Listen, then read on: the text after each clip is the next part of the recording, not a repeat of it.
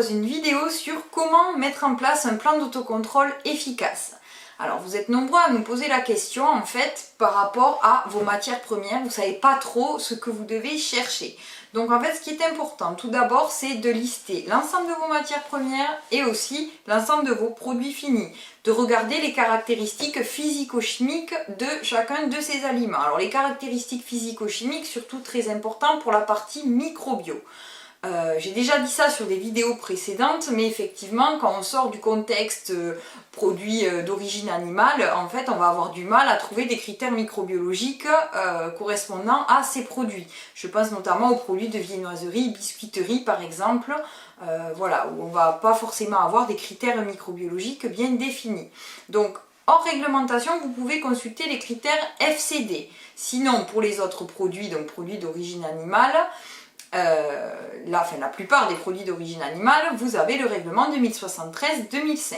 Des fois, il y a aussi des guides de l'interprofession. Si jamais rien ne correspond, vous utilisez les caractéristiques physico-chimiques du produit en voyant en fait par rapport à l'AW, le pH, etc. quel type de bactérie est susceptible de se développer dans votre produit. Vous pouvez consulter par exemple les fiches de l'ANSES qui vous donnent les caractéristiques par bactérie pour voir si par exemple un développement de salmonelle est susceptible de se développer dans votre produit ou pas. Voilà, donc ça c'est vraiment pour la partie microbio. Ensuite il y a les contaminants chimiques. Donc comment faire par rapport aux contaminants chimiques? Donc vous avez les textes de base. Pour les pesticides c'est le 396-2005. Pour les contaminants chimiques, le 1881-2006. Les médicaments vétérinaires, le 37-2010.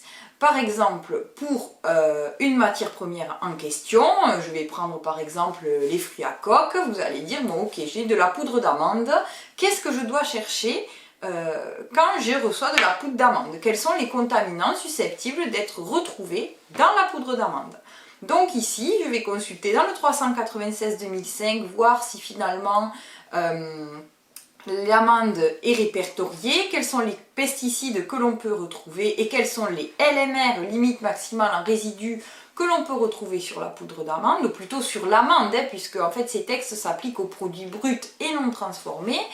Et ensuite, pareil pour par exemple le 1881-2006 et voir finalement si on va plutôt rechercher des mycotoxines, plutôt des métaux lourds. Si c'est des mycotoxines, mais est-ce que c'est plutôt de l'aflatoxine, est-ce que c'est plutôt la patuline, etc., etc. Voilà, donc bien lister tous les textes. Bien sûr, pour l'amande, résidus de médicaments vétérinaires, pas besoin, donc du coup on ne consulte pas le 37-2010. Il existe aussi des recommandations pour certains contaminants ou d'autres textes sur des contaminants un peu isolés. Je pense par exemple à l'acrylamide. Voilà, donc il est important de lister tous les textes de base et de feuilleter, de regarder si, oui ou non, la matière première est bien répertoriée dans les annexes et quels sont les LMR définis dans ces textes. Dans les textes, de toute façon, vous ne trouverez pas ou très rarement, par exemple pour l'acrylamide vous trouverez du produit fini, mais sinon la plupart des cas les LMR s'appliquent aux produits bruts. Donc il faut voir un peu tout ça. En tout cas, basez-vous sur les textes de base et pointez pour chacune des matières premières, voir quels sont les LMR applicables. Si jamais vous avez des questions, n'hésitez pas à nous solliciter. Je vous souhaite une très belle journée, je vous dis à bientôt et surtout n'oubliez pas de vous abonner à notre chaîne YouTube Les Recettes d'Axel. À très vite!